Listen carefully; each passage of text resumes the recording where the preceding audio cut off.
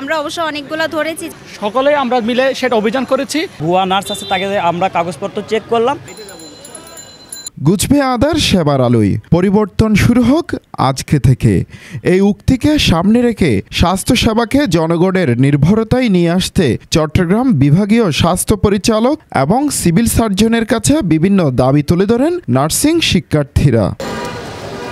তাদের দাবি অনুযায়ী বেসরকারি স্বাস্থ্যসেবা প্রদানকারী প্রতিষ্ঠানগুলোতে নার্সিং ডিগ্রিধারী বা অনিবন্ধিত নার্স অপসারণের বিরুদ্ধে চট্টগ্রাম সিভিল সার্জনকে সাথে নিয়ে চট্টগ্রাম মেট্রোপলিটন হসপিটালে অভিযান পরিচালনা করেছে নার্সিং শিক্ষার্থীরা।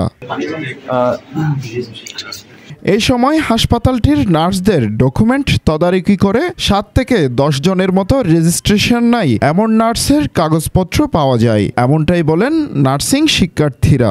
এত বড় একটা স্বনামধন্য হসপিটালের মধ্যে এসব দেখা যাচ্ছে যে মানে নন রেজিস্টার্ড বা নন কোয়ালিফাইড নার্স, তো আমরা অবশ্য অনেকগুলো ধরেছি। সিভিল সার্জন সহ আমরা সকলে মিলে চট্টগ্রাম মেট্রোপলিটন হসপিটালে আমরা অভিযান পরিচালনা করেছি এবং সেখানে অনেকজন ভুয়া অনিবন্ধিত নার্স আমরা পেয়েছি, যাদের মধ্যে কোনো সরকারিভাবে লাইসেন্স বা সনদপত্র ছিল না, এবং সেটা সকলেই আমরা মিলে সেটা অভিযান করেছি।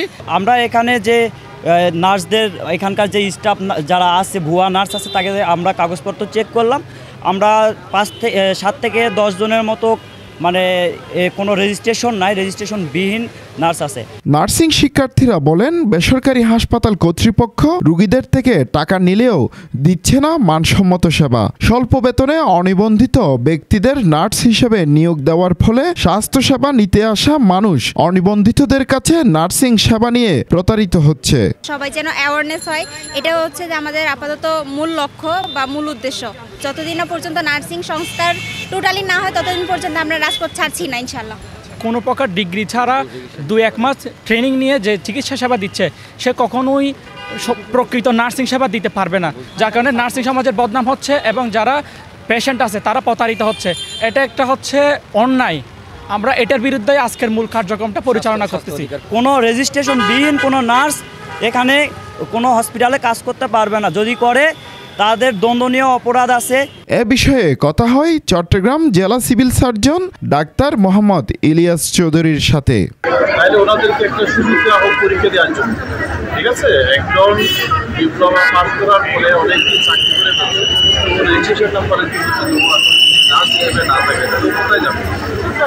এখন কিন্তু ওনাদেরকে যদি নার্সিং কলেজের মাধ্যমে যদি আমার যদি ওনাদের পরীক্ষাটা নিয়ে যদি ওনারা পাস করে তাই রেজিস্ট্রেশন করে তাহলে ব্যাপারটা সলভ হয়। নার্সিং শিক্ষার্থীদের দাবি, বাংলাদেশ নার্সিং কাউন্সিল কর্তৃক পাশ করা রেজিস্টার্ড নার্স হাসপাতালগুলোতে যথাযথ বেতন কিংবা সম্মান পাচ্ছেন না। এমনকি এ বিষয়ে সুনির্দিষ্ট আইন থাকার 8 বছর পার হলেও আজ পর্যন্ত এই আইনের কোনো প্রয়োগ হয়নি। তাই তারা তাদের দাবি পূরণ না হওয়া পর্যন্ত অভিযান চালিয়ে যাবে বলে ঘোষণা দেন।